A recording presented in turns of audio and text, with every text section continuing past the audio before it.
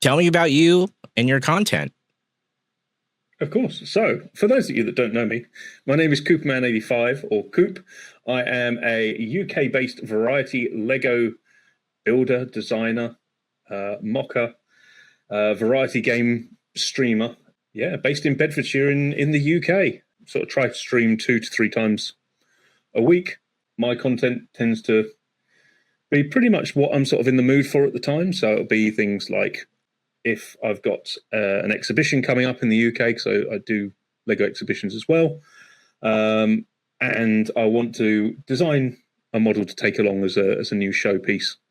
I'll sit on studio and design that whilst chat's reading through, and you sort of get feedback from them, and they go, "Oh, have you considered doing this to kind of achieve the look that you're going for, or have you considered this particular part?" Looking specifically at Millennium Akuma there, because he's very good at going, "I'm looking for this thing," and he'll just be like, "Bosh, here it is. This is the part number. Go for it." But again, we tend to focus on like the city sets, the Star Wars sets. The modulars are a huge component of myself. My wife and I have been together nearly 10 years, and in every one of those 10 years, we have bought the latest modular set and built it together. So that's always been kind of a thing. Yeah. So what I'm hearing is a live stream focused on Lego. Mm-hmm. A lot of some mocking, some other regular building. What's the feeling, like the vibe that you try to maintain on your own streams? I think the most important vibe for me is that sort of community spirit and kind of being respectful of each one of the people that's in there. It's usually very light, very breezy. There's a lot of chaos in there, very similar to kind of like Zach's channel and Ace's channel. There's lots of redeems on there that obviously followers and subscribers can trigger off. But for me, it is very much about the sort of community engagement. So chat can do things like restrict me from build a model one-handed. They get to pick which hand it is. They can obviously take me back to the start of the bag, or they can completely derail me and say, "Hey, we want you to play a game now." So there's a game that's kind of reared its head for me, which is Firefighter Simulator, and we just do a random level on that, and it seems to engage chat quite well because obviously I try and throw the firefighter logic into fighting fires, and of course the computer matrix doesn't go necessarily how a fire in real life would go. So that's sometimes the challenge, and you can kind of see that. It's not an unhappy frustration or annoyance, but you know that sort of like, why is it doing that? It should be doing this. Mm-hmm. That's very cool. So you have a lot of interaction, a lot of redeems, things like that. You can even get Coop to play a game during his Lego stream. What got you into streaming in the first place? What made you want to do that? Oh, good question. So I never actually really had any great aspirations of being a streamer. I was very happy being a serial chatter and serial lurker in friends' streams while they're playing various different games. Engaged with some charity streams, as sort of like background support for the people that were raising funds for their chosen charity at the time. And friends of mine kind of said, "Look, the way that you're engaging with the streamer on chat and your character and your general vibe is so infectious that people would gravitate towards you if you decide to jump in front of a camera." And I'm sort of sitting there going, "No, I've got nothing to offer. There's nothing about me that can be of interest for people to see me in the camera and messing around." I didn't have the setup for it at all. I think when I hit the first go live button, I had a 10-year-old iMac at the time, and the music that I had on the background was coming from my Alexa that was sat next to the monitor. I was using the inbuilt microphone, the inbuilt camera. There was nothing behind me whatsoever. No lights, no nothing. Just kind of sat there, was building Lego and just staring at the screen like this. Yeah, people were like, "No, we love it. it was very frustrating early on because obviously dealing with a 10-year-old computer at the time and an Apple, it didn't go very well. There was lots of tears shed because you sort of sit there and think, well, why have I not? I'm not giving the community what they want, and people are kind of going, "We're here for you." Like, that's all fun and all, but we're here for you. And yeah, so that's pretty much how I got into it. Was people sort of badgering me and saying, "Hey, you should be in front of the camera. Like, you're great fun to be around. You're engaging. You're fun." And here I am now, into my fourth year or fourth season, as I'm referring to it this time round, of affiliation. Been streaming sort of 4.5 years. I've been around Twitch probably about nearly 10 years as well. Wow. So I must be doing something okay. Yeah. Yeah, that's amazing. 4 years in the streaming realm is, I think, a fairly long time for some. Often, a lot of people will maybe go a couple years and then maybe they stop for a while. I think that's the thing, is you kind of get that, you get to the 2-year hump, and I think when it's not, when you kind of got into your routine, you just kind of go through the motions, and you're seeing minimal growth, I think, in your streams, or maybe you're even seeing a decline. Yeah, like that's a massive thing. Is like you see a decline coming in there, and you're going to be going, well, what's wrong? What's wrong with me, with my stream? And it could be something completely irrelevant to that stream. It can be the fact that, I don't know, people's lives have gone in a different direction for them, so they're not able to sit in front of a computer or bring you up on their tablet or on their phone or be there in that way. So yeah, you sort of sit here like, I mean, you've been going now for 5 years as well, I think, or a little bit longer. My first stream was almost 9 years ago. Actually, just a little over 9 years ago at this point. Yeah. Okay. Yeah. I've been an affiliate for 8 years. So celebrated my 8-year affiliate anniversary in April of this year. That was right around when affiliate program was getting rolled out to more and more people. And so, yeah, almost 9 years streaming. So, yeah.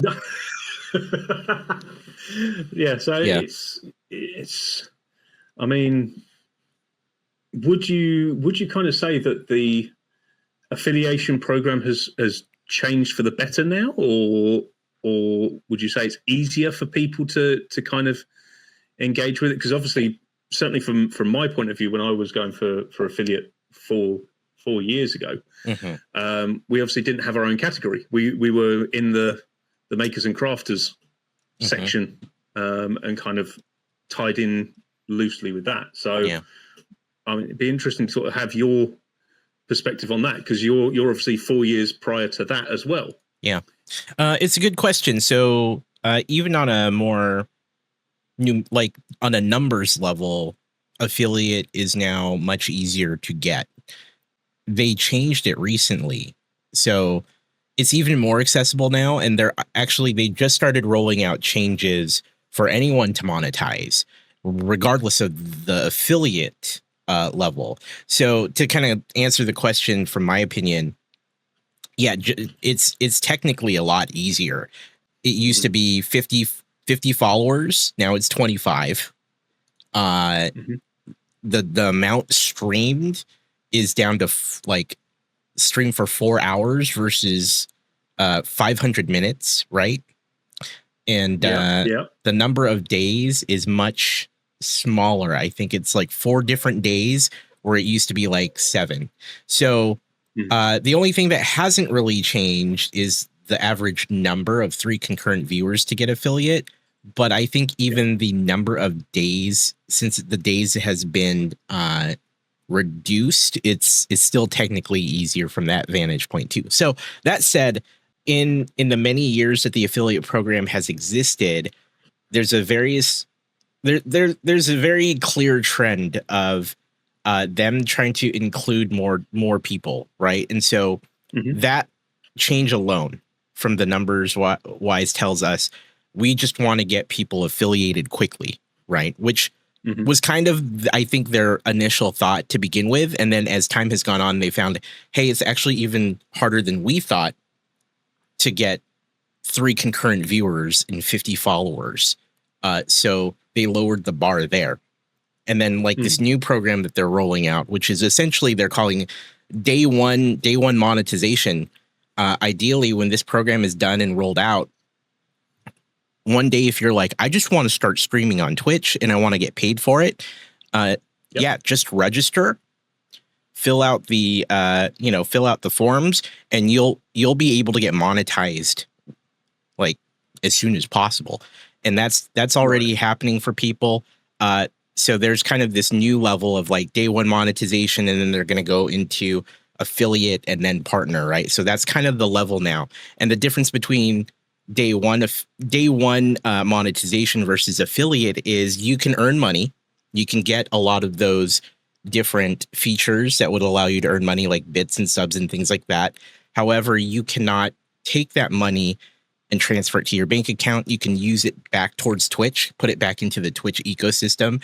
But once you become affiliate, then you can then, as you're familiar with, actually take that money out, put it in your bank account. Yeah. So that's a whole thing. But that said, it's changed.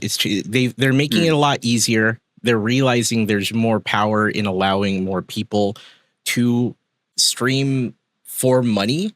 And so they're leaning into that. And as you might know, Twitch definitely, they need it, right? They need more people earning money so they can continue to monetize their own platform. And so that's my thought on it. How about you? What are your thoughts on the affiliate program since you've started? I certainly think, as you've highlighted there, it's definitely become easier for streamers to achieve the affiliate status, and that's not taken away. And I premise this very heavily, that this is not taking away the amount of effort that new streamers put in to achieve that status. Yeah.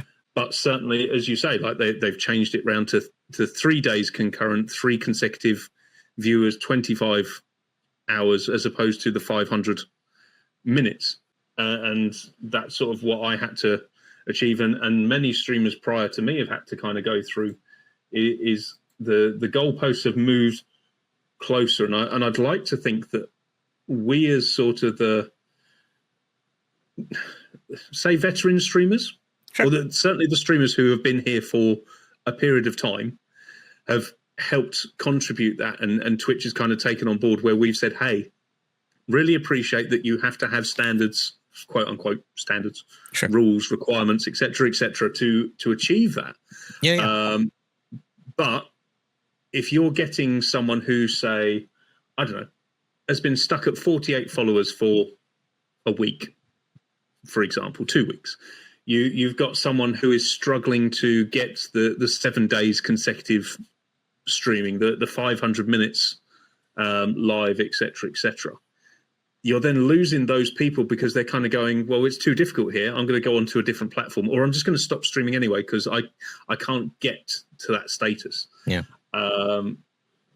And I think that it's good that Twitch has definitely kind of taken that on board, and opened it up to a wider community and kind of made it that little bit easier. Even though I suspect that streamers who are coming into Twitch now are kind of sitting there going, this is easy, really? Are you sure? Yeah. Because I mean, a prime example, I think, for me was Octanon. He was live, and I've actually seen the footage as well, where he was literally streaming to no one. He was chatting away. He was doing all the things he could, and he was streaming to no one. Yeah. And you sort of think, when you experience that as a streamer, it is a real gut punch. Because you're sort of thinking, well, again, going back to the what is wrong with me analogy, rather than the consideration of time zones, who's doing what's going on in their lives, etc., and getting that exposure up is a real challenge. And yes, okay, we've managed to make it easier for the streamers coming in now, comparative obviously to when I did it. certainly when you went through it, and I'm sure that the streamers who are going through it now will look back in 2, 3, 4 years and kind of go, oh, you guys have got it so easy now. Like, you've got to have one viewer that's there 3 times consecutively, and you've only got to be live for like 7 minutes or something like that. You know, I'm being quite extreme on my analogies, but you know what I mean? Yeah. Hopefully it will reach a point where we can just naturally get these people involved with streaming, get them into the various categories and their communities, and interact with everyone. Yeah. And bolster what we're doing here on Twitch. Yeah. On that topic, tell me about your early days streaming. What were those early times like? You kind of touched on it a little bit, given your equipment, right? And getting started. But tell me how that felt for you, what it was like, how the whole thing went for you. Sure. I mean, I'm not ashamed to admit it. There were quite a few nights where after streaming I'd actually cry, because you'd have lag issues, you'd have CPU issues, you'd have sound issues, you'd have mic issues, you'd have software issues, and it always seemed that software would decide that it was going to update itself like 10 minutes before you're due to go live. You get everything set up, and then it suddenly goes, hey, we're just going to mess this all up. We're going to move it all around and make it not work for you. As I obviously said, operating any sort of Apple device is an added strain, especially if you're trying to learn how to stream, because the vast majority of programs and softwares that are out there don't necessarily have the compatible software to run on Apple software. Mm-hmm. It's definitely getting better. We're getting there slowly. But I remember spending hours and hours trying to find loopholes and software to put onto software to actually get like OBS to work normally, and again, kind of not having any consideration for like lighting or cameras or sound or anything like that whatsoever. But obviously being in communities like yourself, Zach's, and you're kind of seeing, well, Zach obviously had the Tonight Gorilla going off every 6 seconds for 7 bits, and you know, and stuff like that. And it's sort of thinking, okay, well, these people are doing really well with their streams with this stuff. I need to put it into my stream to make it work for me and get to that sort of stature and obviously draw the people in. But then you're kind of sitting there going, well, if I have a video that crashes my stream every couple of seconds, then people are not necessarily going to want to be there. Like,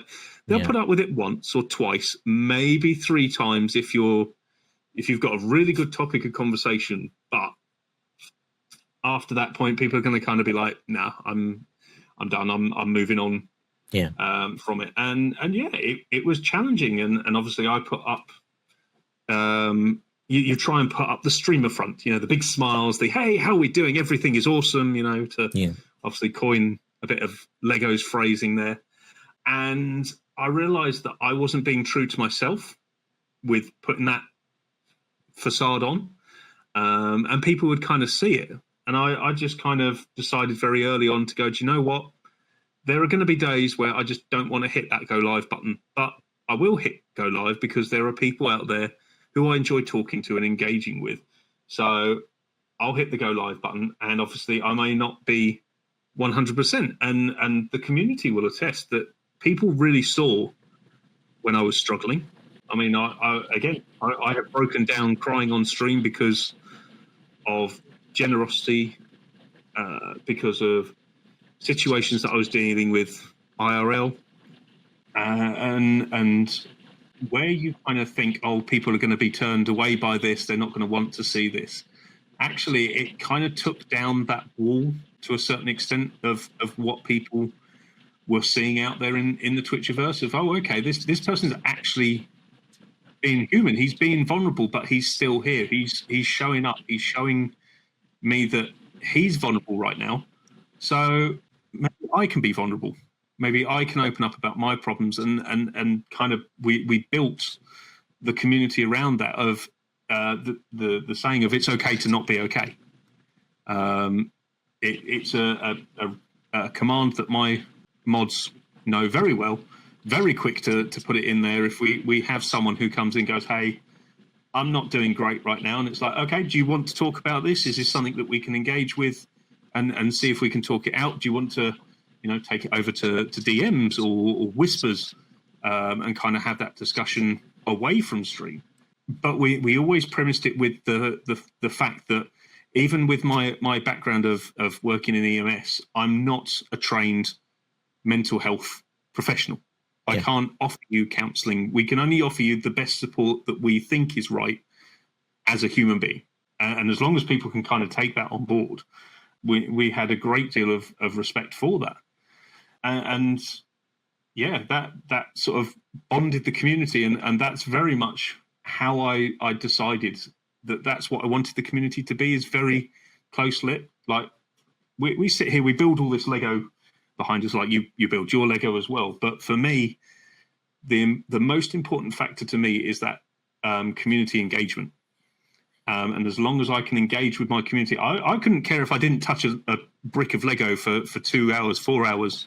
If someone wanted to talk and they wanted to talk to me and they were enjoying just being there, let's have at it. Let's go for it. Mm-hmm. And that is so important with the community. And I completely agree with you on that point.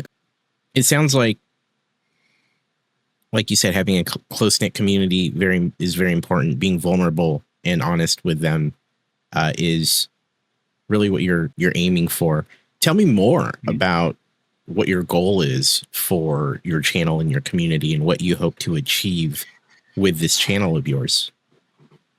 As I've kind of knocked on, is I want to create a space and a community where everyone feels respected, loved, heard, understood, engaged, and overall safe to be that little bit wacky, that little bit spicy, that little bit funny, that little bit saucy, just be themselves for that short period of time, and know that it is absolutely fine to do that with me and my community and enjoy itself.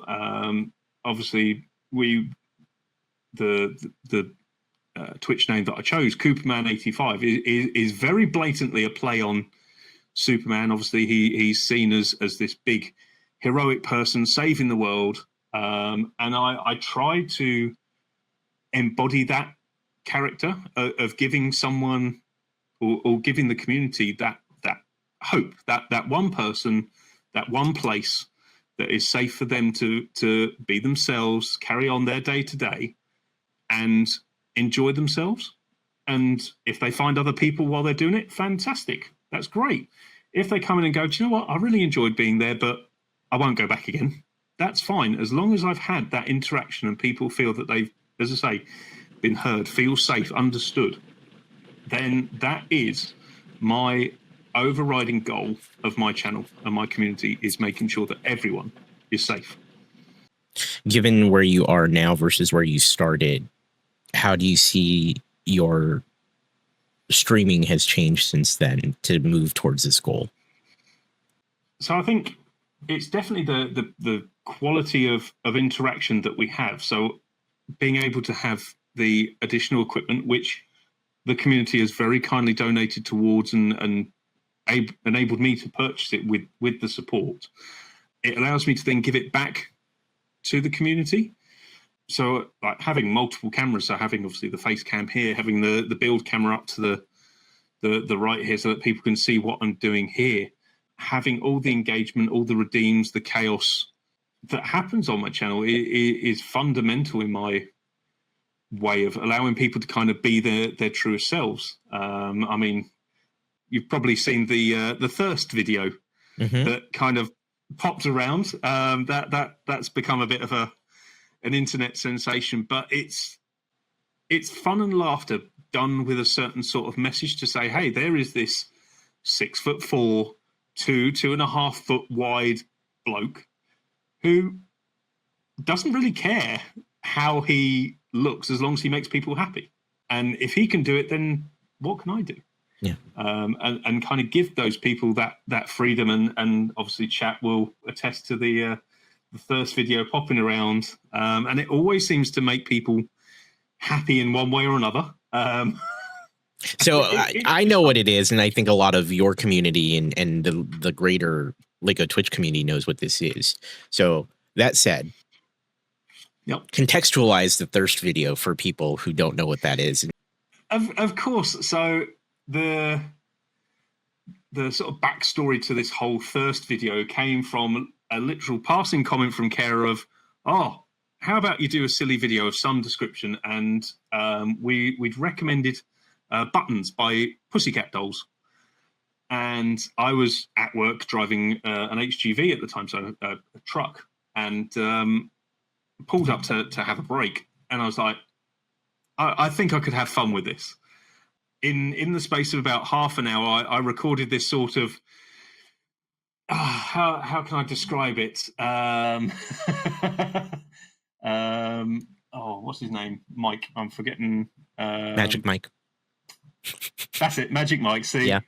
I kind of embodied the Magic Mike premise without taking clothes off. I will premise that clothes did very firmly stay on for the video, but I had a old firefighter's helmet and protective leggings from my previous career with me as part of my personal protective equipment. And I was like, I'm just going to be stupid because this truck had red fabric curtains, so it was a nice sunny day as well. So you've got this really sort of sexualized red light district atmosphere, and there's a couple of pallets stacked up in the back, so it really kind of added to the whole like sexy dance kind of thing. And I just kind of went with it. I was like, I'll goof around, and sent it over to Kara, and I believe the phrase is the rest is history.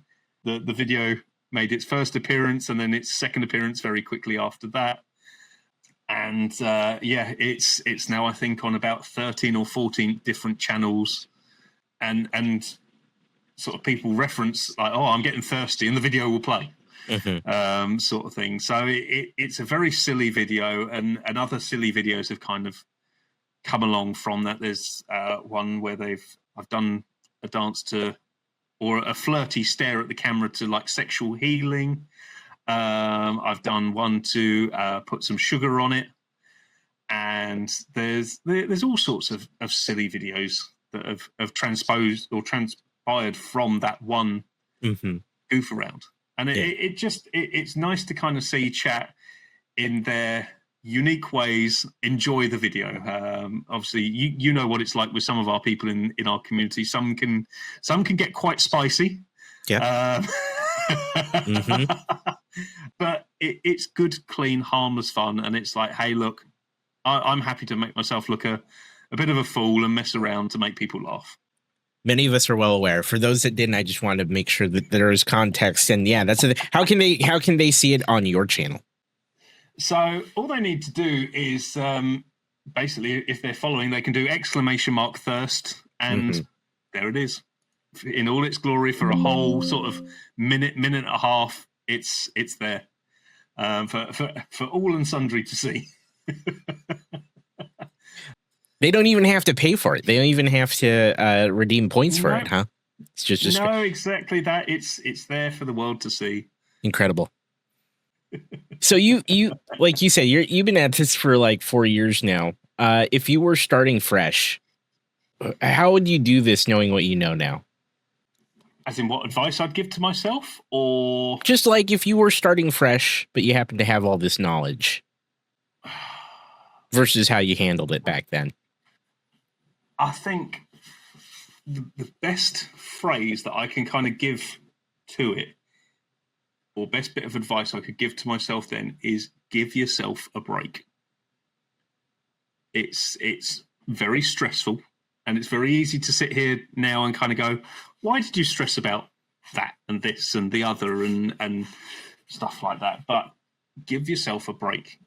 When you're starting out on any sort of platform like this and doing the live streams, it takes a huge amount of energy and concentration as well, because if you kind of liken it to a TV series, you are a producer, presenter, camera crew, sound, lighting, editor, mixologist, director, security, crowd controller, all in one. And if you've never had any experience of that, which I hadn't prior to hitting that go live button back then, it is incredibly daunting, especially if you get raids that come in as well with a higher volume of people. So I'm talking like 8, 10, 12 people coming in a raid. And suddenly your chat that's gone from sort of a trickle motion suddenly is flying past you at a rapid rate of knots. And you're kind of like, I have no idea what's going on. I've lost track of where I am in conversations. I'm a little bit overwhelmed because another streamer has taken the time to bring their community over to me. So you've now got to kind of polish what you've been doing even more. And if you've not experienced that anymore, it's really daunting. So to kind of come back round to the question, my greatest bit of advice would be give yourself a break, have a breath. The streamers who come in and the viewers who are streamers as well will know the challenge it is to sit in front of this camera for any length of time, be that 10 minutes, 15 minutes, 10 hours, 12 hours. I mean, I even met a streamer the other day that had been streaming for like 28 hours. Wow. Continuously. And they were in the front of the camera for those 28 hours. This is a brand new streamer? Yes. Wow. Not a brand new streamer. They've been going a while, but it was a new streamer that I'd found. They were basically building the Titanic as part of a challenge. And I kind of sat there and went, well, I start to get loopy around the sort of 8-9 hour mark on stream. So this person's going through sleep deprivation, food deprivation, aching, trying to engage with chat depending on how spicy they're being as well. And yeah, it's crazy. So yeah, the biggest advice I would give myself now is just give yourself a break. Some of us who do this and we get started and we get really excited about it. Yeah, it's very easy to throw yourself into it. And myself, I didn't do marathon streams like that, but I definitely streamed every day for pretty much a year and a half, almost every day, unless it was like a special occasion and a holiday, right? If it was, Christmas or birthdays in the family or things like that, I'd take the day off. But like minus that, I streamed every day. It was really easy to just get into it for me. It's good advice to take a breath, to not hyper focus on it. I think a lot of us who get into it, I've spoken to a number of new creators in the Lego space, especially, who once they get that first hit right of seeing a bunch of people come in and hang out in their stream, they just want to do it again and again and again, which is totally understandable, but they need a break, right? I say this often to newer creators, like, this is a good time to just explore, do what you want to do, figure out what you're doing. And if that means taking some days off in between streams to figure that out, or just think about your streams, do it. It makes all the difference. And, using your example of the person building the Titanic, I know who you're talking about because I saw them too. Yep. I think one important lesson, and I mean, regardless of new or old, is at streaming, really make sure you're prioritizing your health, right? Physically and mentally. I myself have been known for various marathon streams. And early on, my first charity stream was a 24-hour stream. And that's a story. But that said, I learned over the years how to make it less bad for me, right?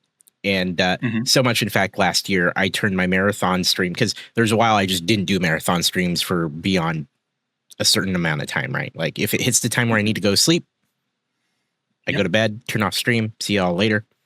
Last year at first Stand Up Builders, Stand Up to Cancer charity stream, it was capped at like 48 hours or something crazy. I was like, long stream for the first time in a while. Do what you want. Keep donating to charity. We're going to add to the timer. And a lot of the longtime people that I had in my community were like, what happened to you being healthy? Or what happened to you getting sleep? And I was like, oh, don't you worry. When it's time to sleep, I'm going to sleep. And we converted it into a sleep stream where if you donated it, it'd play loud noises. to try to wake me up. And I raised out like I raised like a couple thousand just sleeping. And that said, it was fun for the chat. It was fun for me. But that said, and obviously I didn't get a solid 7-8 hours, but I got some sleep. That said, take care of yourself, right? Do the thing that you need to do, whether it's taking more breaks, days off, or like the little mental things you talked about, like worrying about how you're doing or worrying about if you're doing something wrong. Yeah. And I know that's really tough self-talk. You also talked about, oh, you know, this streamer has this thing. I have to have this thing too, right? And there's a couple concepts that we can touch on there, but ultimately what it comes down to is we have to do the thing that's most healthy for us, whether it means turning off view count while we're streaming, or whether that means finding ways to cope with like other people's success, because other people's success should never impact our own. It's great that someone's doing really well on their end, but that won't or shouldn't impact how well you're doing. Like there's room for all of us to be super successful. What kind of things do you see new creators? What kind of mistakes do you see a lot of new creators make that you wish you could be like, hey, you should maybe do this or that? I think what you've got to kind of identify and understand in yourself is the importance of having a good, solid moderator network around you, because you can self-moderate to a time. And if you're in the groove, you can kind of be sitting there and you're building or you're gaming or doing whatever. And you may suddenly go, well, why is my back really sore? Or why is my throat parched? Or what have I not done? And then you suddenly go, well, hang on a minute. I've been streaming for an hour, 2 hours, 3 hours, and I've been building Lego on my desk in front of here. So I'm almost hunched over now, kind of resembling the guy from Notre Dame. Sort of slumped over, my back's sore. I haven't moved around, and obviously there's wider health implications to that. And if you can empower your moderators to kind of say, "Hey, look, let's take 5. Let's have a break. Let's have a stretch. Let's have something to drink. Let's, I know the cheesy dad has like do 10 push-ups or 10 sit-ups or star jumps or whatever." If you can empower your moderators and have an exceptional moderator team behind you who can kind of see your sort of micro nuances of you're starting to flag here a little bit, like obviously your throat becoming or your voice becoming a little more hoarse than it was, or you're sitting here and you're yawning, and it's like, well, maybe you should have some coffee or have a stretch or something like that, and actually pay attention to what they're saying to you as well, because they're there looking after you, and they're doing this incredible job out of the goodness of their heart. And if you've got that good team behind you to kind of look after you and make it fun, so like having redeems on your channel, like most of us do, we all have the hydrates, the stretches, the posture checks, the do something that's not just sitting here fiddling around with your games or something like that. Because again, it's that interaction with your community again. It's kind of, hey, let's get into drink. Let's do this. Let's do that. That's kind of become an integral part of my streaming journey, is having those people there to watch out for you and kind of listen to what they say. Because it's all very well and good having them there, but you've actually got to take on board what they're saying to you. Sure. Because if you're not listening to yourself, then your body's going to tell you soon enough that you're not listening to your body. And people will pick up on it. So here's a question. How do you pick a good mod? What makes a good moderator? What makes a good moderator? Slightly twisted personality, willing to get up at like 4 or 5 o'clock in the morning to support you from streaming. I'm looking at you, Miss Kara Davies. It's someone who aligns with your beliefs, your goals, and your character, your persona. For me, it's having that person there who matches you, but is not afraid to kind of turn around to you and say, "Hey, you need to pull it back a bit," or "Hey, do we need to go on a be right back screen, or do we need to do something different?" Someone who has that ability to not just be there and go, "Yep, that's a great idea, fantastic, we'll do that. Yep." Yeah. You need to have that person who will go, "Actually, no, I think you are wrong." As long as you can have that dialogue with your moderators and kind of be like, "Okay, what are you seeing or not seeing that I've seen or not seen," sort of thing, and have that two-way conversation with them, Mm-hmm. and bring them along with your vision.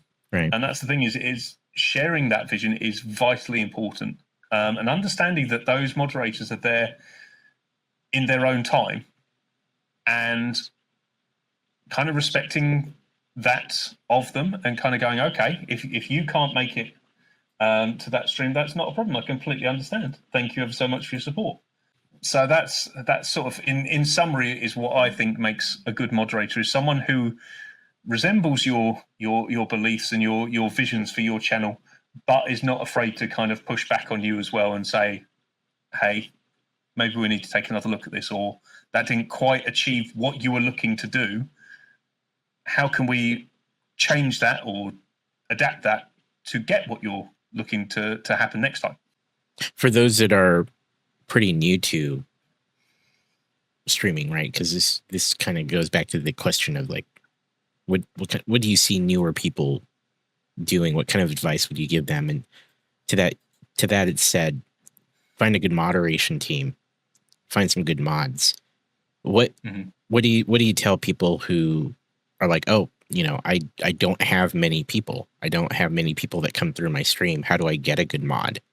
What do I look for? Or how do I make that happen?" I think that is the $1 million question right there. Is there is no one bit of advice that I can say absolute 100% this will get you a great moderator every single time. I can only go on reference to what has worked for me. Mm-hmm. And that is that if they vibe with you and share your sort of common personality traits, your common characteristics, and has your back when they need to be, that's the biggest tell. And don't be afraid to approach people, because I'd probably say at least 75% of your viewers that come into your stream will be streamers themselves, so they understand the challenges that you are facing, because they'll see you having those same challenges and kind of go, "Oh, okay, yeah. So this is not a new thing."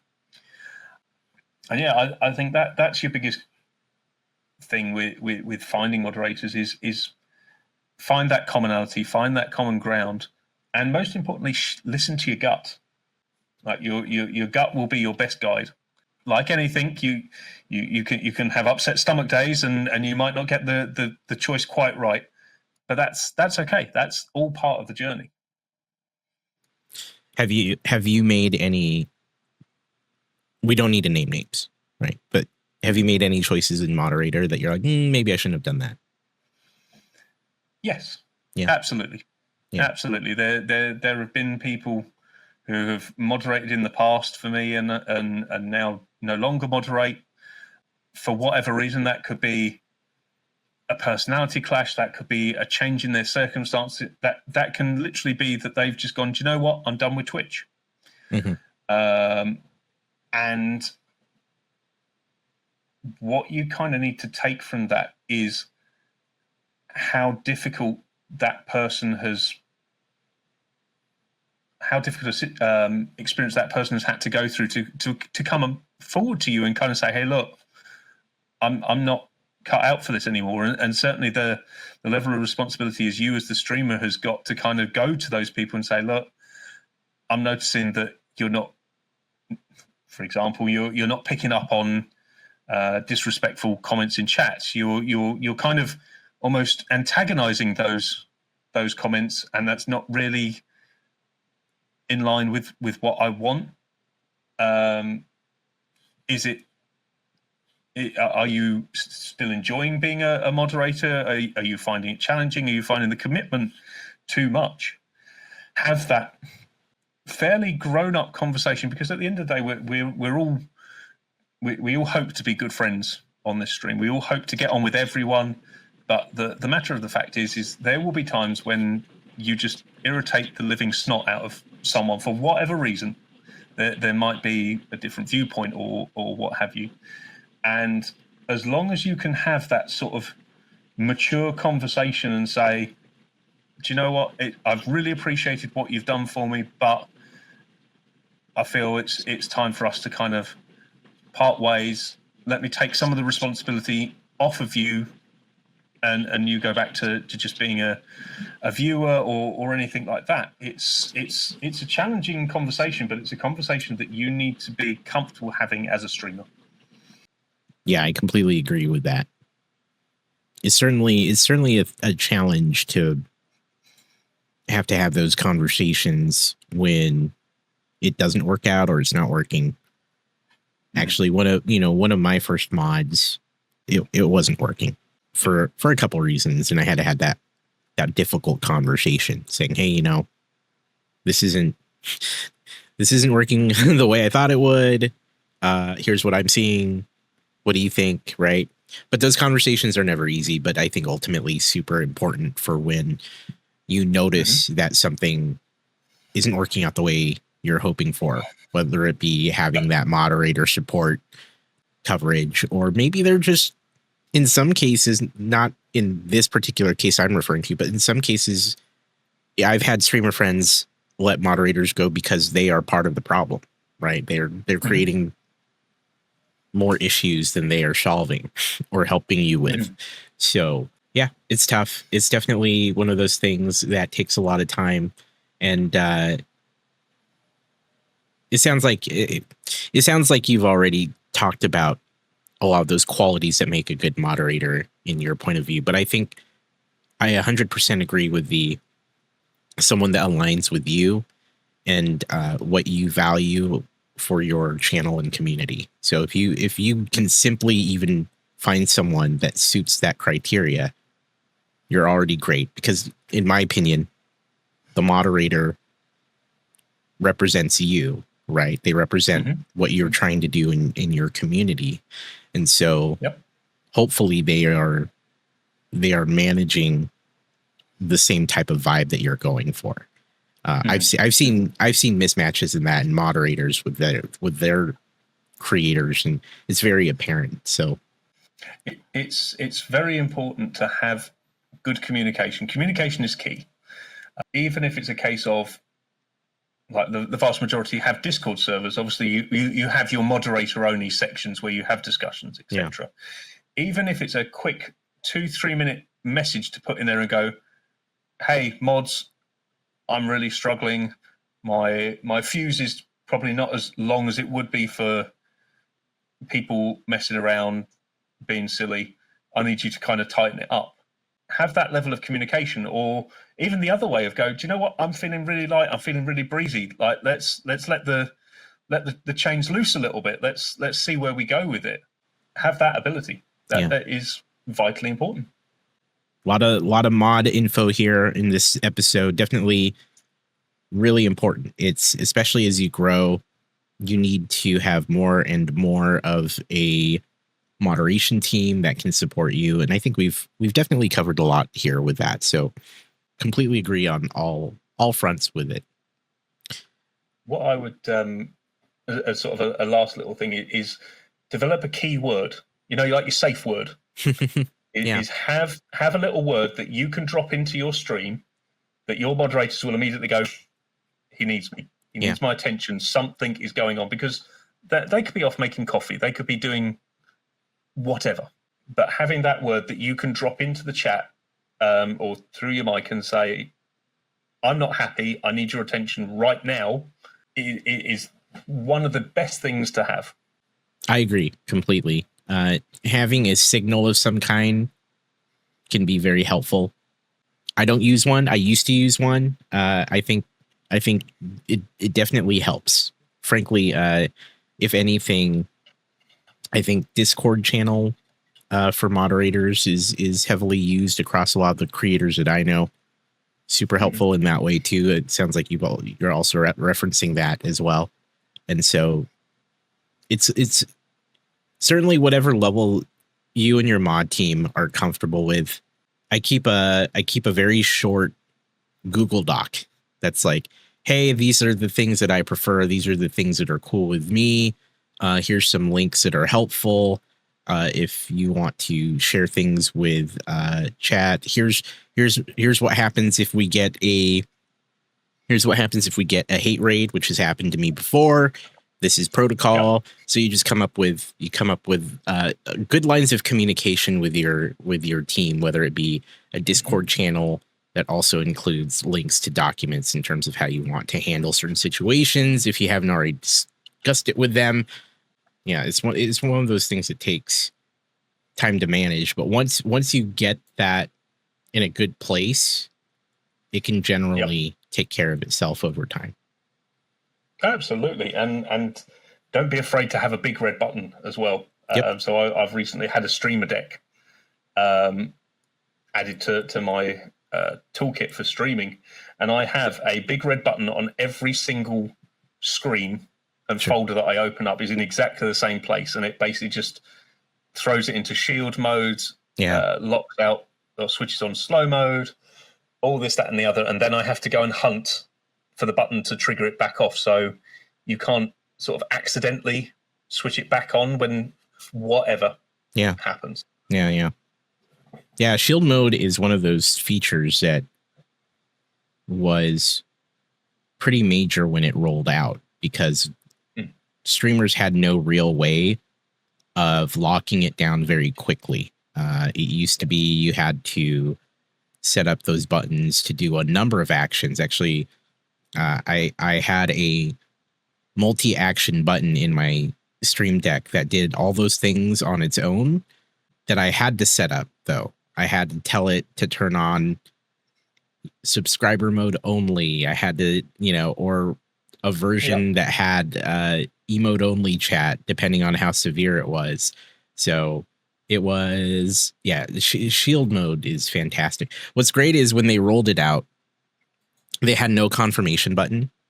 And so you would get random mods in some channels accidentally triggering shield mode, and then people like going, oh no, how do I turn it off? Or it was I've been in streams where someone accidentally tapped it, right, I think on mobile or something to that end, and they couldn't figure out, like they navigated away for a minute, and then the streamer was like, oh no, who did it? What do I, hold on, let me find the button, and they'd be scrambling to, but ultimately they added a confirmation to that so it wouldn't be accidentally pushed. But I love those tools. Many people use Seribot, which also does a lot of different ways of locking down chat in the event of any kind of hate raid or anything to that end. So yeah, great tools, good stuff out there. Do you have any particular other tools that you like to use or ways that you try to keep your chat and community safe? Other than the ones that I've mentioned, I can't really think of anything sort of more specific. So we acknowledge and engage with certain topics that are of a more adult nature, a more grown-up nature, and we always try and highlight that as well. You have it when people come into stream that they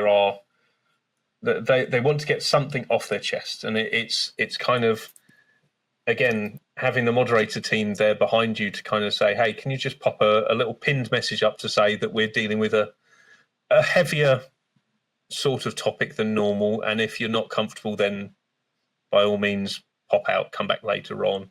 Another thing that I try and be mindful of is like flashing lights, for example. Obviously we got these blue lights back here, and when there's hype trains or dancing or whatever, then they'll start flashing. And I now have a command that will actually put up a warning message to say, by the way, in about 5-10 seconds time, the lights are going to start flashing, because obviously there's those people who are photophobic, and it gives them that opportunity and that chance to kind of protect themselves, rather than just do it. And then there's a whole other issue going on that could have easily been prevented just by having that little exclamation mark command. It's a fantastic way to do it.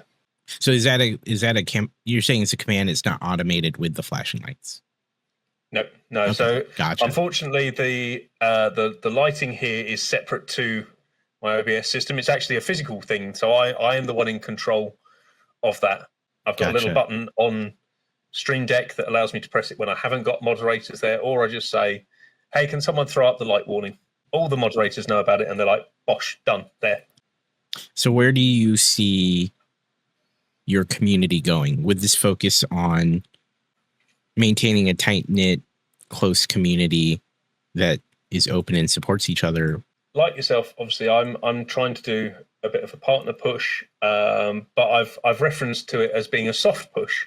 There are obviously those people who've gone for partner before, and they've literally been, I'm going for partner, I'm doing this, I'm doing that, I'm doing this, I'm doing that, and it gets kind of hammered out into the community for them to get it. When I say a soft partner push, I obviously have, I think I have two emotes. One's an animated, one's a static one, and I mentioned it at the beginning of the year to the community, and it's that's kind of where I've left it. Of, if we get there organically, that's in my opinion the best way of actually getting there. But it's engaging the community to say, hey, this is what I would like to do, and my reasons for going for partner is, prime example for me is, I want to be able to have more emotes so that my community has more things to do. Mm-hmm. I want to have that ability to be able to run more giveaways to allow me to give back to my community, and involve them in that way a lot more. So it's very much focused around the want to give back to the community rather than for me. Yes, obviously the financial implications of partner is great, but I have never seen that as a source of money to allow me to kind of live outside my means as is now. It would basically allow me to obviously put more of the money that is paid per sub back into the community. So as I say, like doing giveaways, upgrading equipment to allow me to give better streams to the community, and be able to support people like Build for Hope, for Stand Up to Cancer, and all this, that, and the other, because that's a really important thing for me as well, is the charity aspect and the support on that. And I know it is with yourself, because obviously you are one of the coordinators for the Stand Up Builders event that kicks off in a little over a week now, I think. Mm-hmm. We're a week, 10 days, something like that. Yeah, we are very close to it. It is 10 days away. So, yeah. Yeah. And I felt incredibly privileged and honored when Brian got in touch and said, hey, do you want to be involved? And even more honored that he said, hey, do you want to come and be involved again? Because it was like, oh, I obviously didn't blow my chance the first time round, so we'll make sure that we do a good job this time round as well.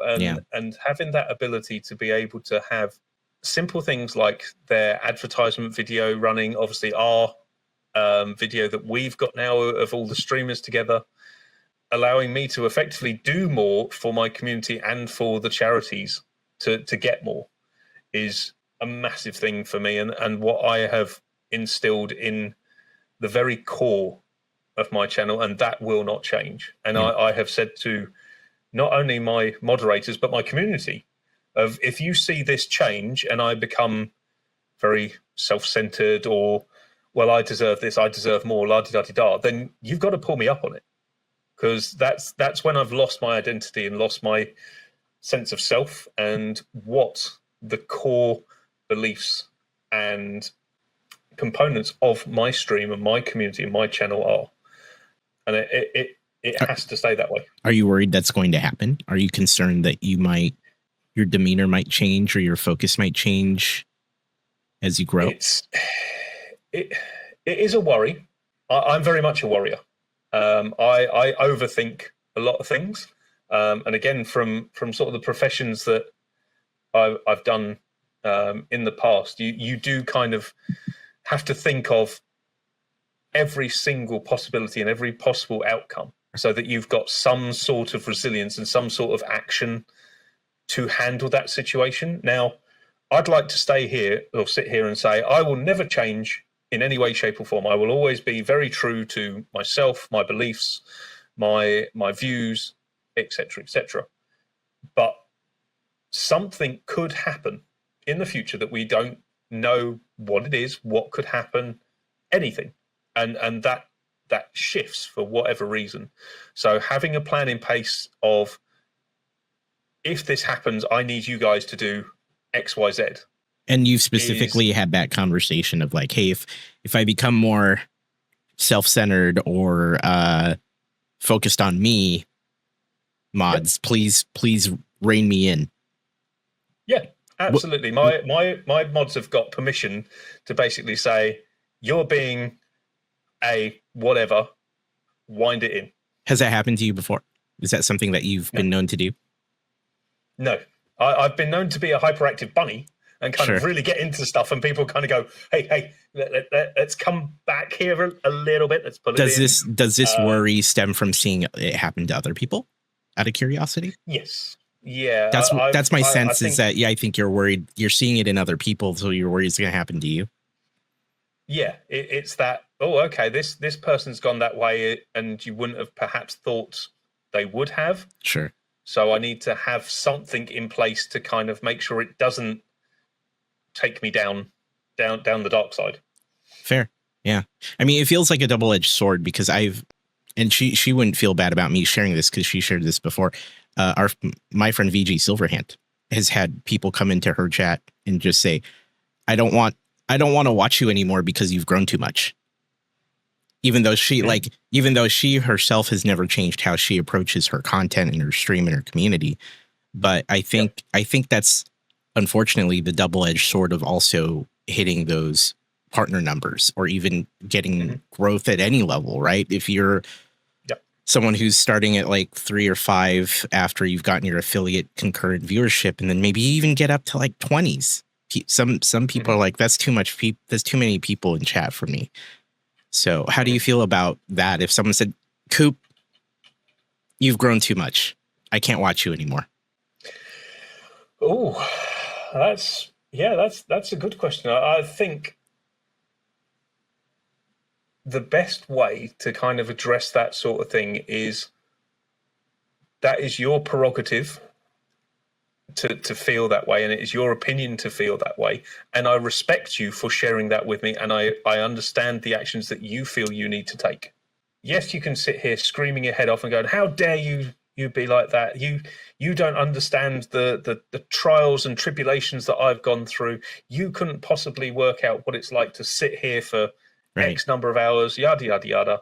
Putting all my heart and soul out there to you, community, giving you what I can, giving you everything that I could, and you turn around and be like that. How selfish of you. Like, it's so easy to go that way.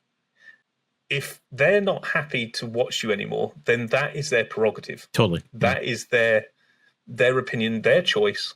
And if you don't feel that you can be around me anymore because I'm too big, I'll take feedback, and like, it's if they turn around and say, I can't watch you anymore because you've grown too much, and I sort of say, well, what do you think has changed? Is it the fact that I'm not engaging with every single person in chat because chat's flying past at 6,000 words a second, or is it just that I'm being arrogant or self-opinionated, or give me some sort of feedback and information that allows me to kind of understand it, and then either process it of, okay, this is, you want to go elsewhere because it feels too big for you, or it's because I have physically done something that has caused you to lose faith in the channel, lose trust in me as a streamer.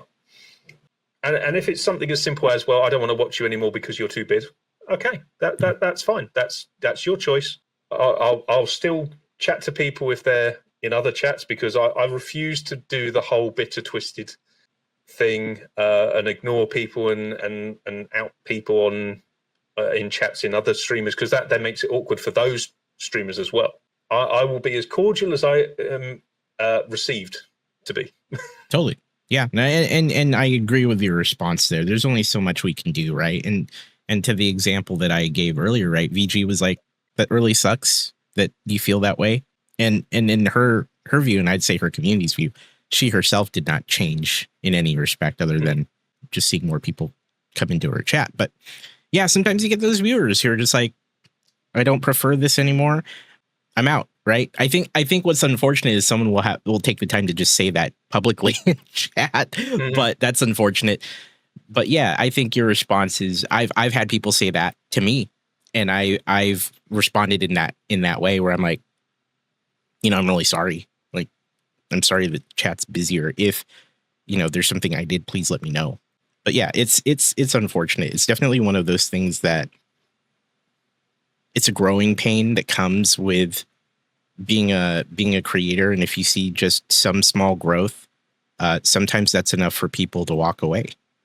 The thing is you've got to try and take into consideration what people's personal circumstances are at that time. I will hold my hand up that I've not been into Armish's stream, I've not been in Zach's stream, I've not been in your stream, I've not been in Fred's stream as much as I was 3-4 years ago, and that's purely because one, we got time zones. That seems to be a big issue, is that time zones are completely different around the world. My work life has changed as well. I've gone from doing shift work to doing quote unquote a 9-to-5 job. I may not necessarily be awake at the time that you're streaming anymore or able to watch because of stuff that I'm doing outside of Twitch. I'm going to stop you right there, though, right? Because I think if someone told this to you, hey, Coop, I'm sorry I haven't been to your stream. I've been really busy. Life's been getting crazy. It's really tough. I'm really sorry I haven't been there. What would you say to them? I would say genuinely, and this has been a conversation that I've had. I'd say thank you for taking the time to tell me that, because again, if you've had viewers that just disappear off the face of the earth, they're just gone. You sit there and wonder what has happened. So if a viewer has turned around to me and said, look, life's busy, et cetera, I can't be there, then I'll respect that and say, look, I'm sorry that you can't be there as much or can't be there at all. You'll always be welcome back here. Thank you for letting me know. I hope you have a great time doing whatever it is you're doing now. I've had people say that to me, like one-on-one. Maybe I run into them at a con, or it's a DM on Discord. They're like, hey, really sorry I haven't been there. And maybe it's someone that has been a long time viewer, super regular, always there. And if I don't know their personal situation and they tell me that, I'm like, hey, it's all good. I'm glad you're okay. Don't even worry about it. Yep. Because for me, people should never feel bad about missing my streams. Especially now. I've had people go, oh, hey, you're doing the partner push. I'm really sorry I haven't been there. Look, it's totally okay. It's totally okay. The only time I notice if someone is gone is if they're there every time and they're gone for like weeks. It doesn't even register for me because I myself am that way. I sometimes work gets really crazy. Life gets really crazy. Family's got a bunch of stuff going on sometimes. So maybe I'll be fairly radio silent on Twitch for a while. Yep. Totally get it. I only get concerned if they're there every day and then I stop seeing them for like weeks. And then when people come to me, they're like, oh, hey, I'm really sorry. I'll often say, look, it's all good. Take care of you. Don't even worry about it. Never feel, I often say this to my own community, never feel bad about missing a stream. Never feel bad nor apologize. It's all good. If you miss it, you miss it. I'm still, you know where I'll be, you know? Yep. You're there at that point. I'm totally happy. And like you say, as long as you are safe or your family's safe or your situation is safe, is good. Yeah. Then that's all I need to worry about. You haven't got to share the specifics with me. You haven't got to share gory details. Yeah. And as long as you are good. Yeah, it's all about, going back to our conversation where you're like, oh, you've been doing this for 4 or 5 years. I'm like, well, a little longer, right? But that said, like, when you do it as long as that, or even as long as 2 or 3 years or a year, you'll notice those people come and go. Sometimes it's just natural stuff. It might be preferential stuff. Maybe they're like, oh, not as interested in their content anymore. No big deal. Or my schedule has changed. Stuff happens, right? Yeah. And I guess I'm coming from a space where I just see it all the time now, where I'll see people just come and go. Life gets busy. Maybe my schedule slightly changes. Like you said, timing's hard, right? It happens. I definitely feel like that's one of those things that I've worked through over my time, is not taking it as hard if someone's just not there, and knowing that they're busy, or stuff has changed, or maybe they just like, hey, I'm not here for Amor's Lego era, which has happened because I went from a gaming streamer to a Lego streamer. Now I'm more gaming again. And the reverse has happened. A lot of Lego people stop coming by my stream because I do more gaming. And I totally get that, right? It's completely preference of what people want to watch. That said, hopefully none of those people should feel bad about it. There's never ill will. I think that's the importance of the creator to convey, right? Like, you're going to notice people maybe not come by, or you're going to notice people stop coming around.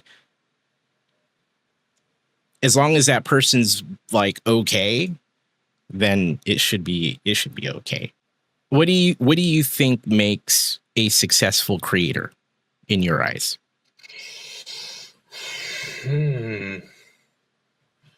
I suppose that question is kind of twofold, really. I think what makes a creator is understand your brand and stay true to your brand.